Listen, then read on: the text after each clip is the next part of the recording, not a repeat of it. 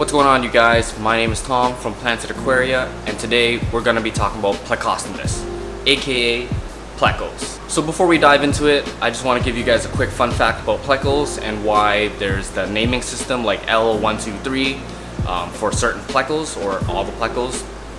Back in the 20th century, when the freshwater trade was booming, lots of Plecos were entering the freshwater industry, and there was too many varieties and different types, so lots of Plecos were getting mixed around because people were giving them a scientific name, and there were so many variants of like a snowball Pleco, for example, that you couldn't really tell specifically which one was a true snowball Pleco. So in the 1980s, a magazine in Germany called Die Aquarien and Terrarien Zeitschrift, aka the Aquarium and Terrarium magazine. I tried. So this magazine designed a system that started with the L, which stands for loricariidae. Basically what that name means, loricariidae, if I pronounce it right again, it's just basically a giant family of species belonging to catfish, which the Plecos are a part of, or belong to. Now there's over 600 different types of Plecos, and that's why they had to come up with a numbering system for them. In my opinion, it is the best way to tell or differentiate the species instead of just having a scientific name. Because can you imagine like 600 scientific names for different Plecos?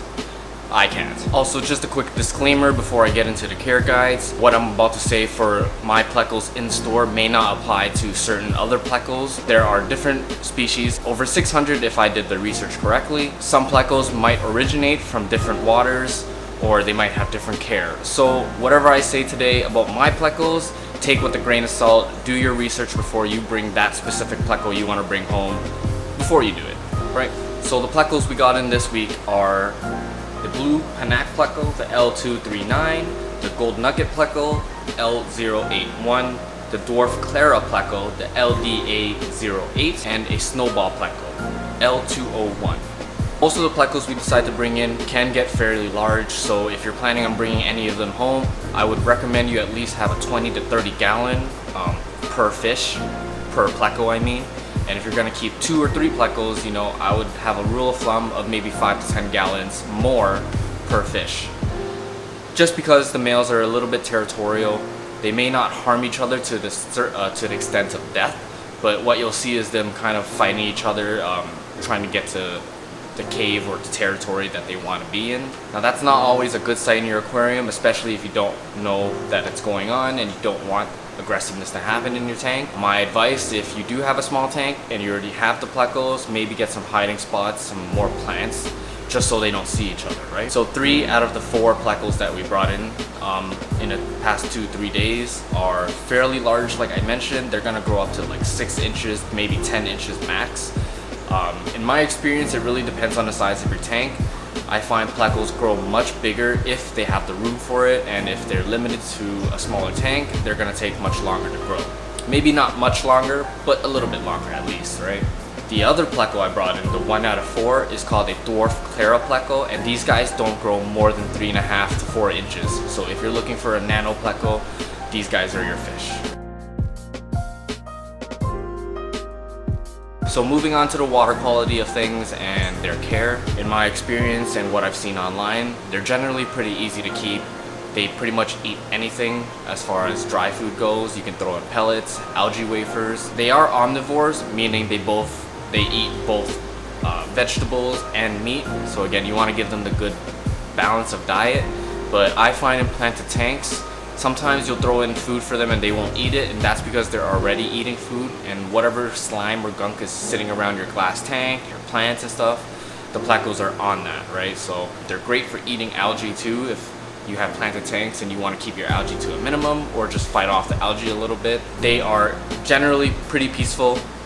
The males might have, again, some temper issues with each other and aggression, but that's easily solvable if you have some rocks or hiding spots, caves, and again, a bigger tank. Generally, they live 10 to 15 years, and the water conditions you want to have for them is pretty much on the warmer side, so 75 to 82 Fahrenheit, with a pH about 5.5 to 7.5. I don't believe they are high pH Plecos, but again, you guys could prove me wrong. There's probably a species or a type of pleco that lives in hard water, but from what I know in my experience, the plecos that we are bringing in are going to be all kind of in the lower scale of the pH level. And again, so each size of the plecos may vary. Different species can grow up to like 10 to 15 inches, while other species can go as little as 3 inches, right? To give you guys a rundown, majority of the fishes we brought in are probably 5 to 6 inches maximum. Right now they're sitting at 3 inches, and even the dwarf pleco right now is only at 1.5 to 2 inches. Maximum 3-inch size. So most of the plecos originate from fast flowing or flowing rivers in general, and that leads to highly oxygenated water. So if we ever sold you, for example, 2 to 3 plecos, you're gonna notice we bag them in each bag separately, and that's not due to the aggression or territorial issues. And that's because the water needs to be highly oxygenated for these fish, right? So if you don't have a bubbler in your tank, you have to make sure that you have lots of surface agitation at least to get oxygen flowing through your water column, or at least add an air bubbler for these fish. If you notice they start dying, it's mainly because you don't have enough oxygen in your water. It's that or the water quality, right? So last thing I want to talk to you guys about is the substrate that you're going to be choosing for plecos. I would recommend you try not to have sharp gravel. They could cut themselves on that. I would recommend you use sand or something not sharp. That's it. Alright guys, thanks for hanging out with me on the channel today. Let me know how I did for my first care video. I do want to be able to release more care videos of certain fishes that we carry and certain plants that we carry in our store, just for our customers can have easy access to the knowledge, and they don't have to give us a call or come into the store. Even though we love talking to you guys, we want to be able to skip that process and have you guys pretty much knowledgeable of the fishes or plants you want to bring home right when you enter our store, right? So again, thanks for watching the new video of the series. I'm hoping I can make one of these videos once a week. We just opened up on Friday, and I wouldn't say we're super busy with the whole lockdown and everything. It's been slow, but we're hoping once lockdown lifts in June, lots of people are inquiring about in-store shopping, so we're hoping that picks up things a little bit for us. We haven't sold much livestock as we hoped we would. More dry stuff, more dry goods, I meant. Anyways, I hope you guys enjoyed this video. I'll see you guys next week. Subscribe if you have not already. Give the video a like, it would do me a huge favor. And comment below if there's anything I missed about the plecos, or if I was wrong about anything. Because not everyone knows everything and people do make mistakes, so if I did make one, let me know. See you guys next time.